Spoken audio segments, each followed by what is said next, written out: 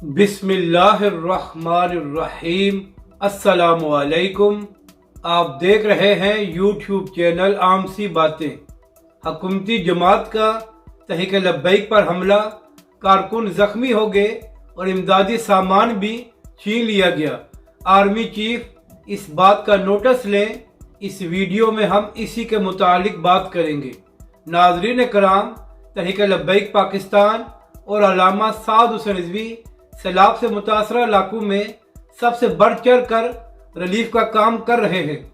इसी हवाले से कल तहरीक लब्बैक के रज़ाकार राशन लेकर अंदरून सिंध जा रहे थे, तो जब तहरीक लब्बैक का काफिला सेवन शरीफ पहुंचा तो तहरीक लब्बैक के ज़राए के मुताबिक पीपल्स पार्टी के गुंडों ने उन पर हमला कर दिया, जिसकी वजह से तहरीक लब्बैक के कारकुन जख्मी भी हो गए और उनसे पीपल्स पार्टी के गुंडों ने इमदादी सामान भी छीन लिया। तो अब यहाँ पर आर्मी चीफ को अपना किरदार अदा करना चाहिए, क्योंकि 2 दिन पहले ही आर्मी चीफ ने अपील की थी कि तमाम तंजीमात और रफाई इदारे सामने आकर सैलाब से मुतासरा इलाकों में काम करें।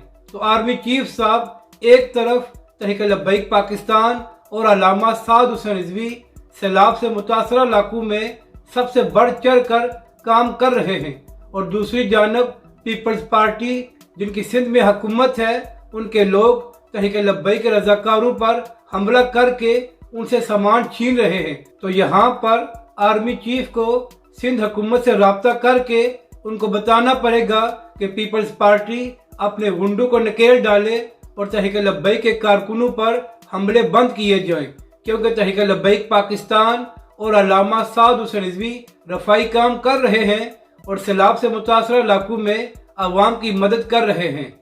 अपनी राय का ज़रूर इजहार करें कि आपको यह वीडियो कैसी लगी और हमारे इस चैनल को भी सब्सक्राइब करें।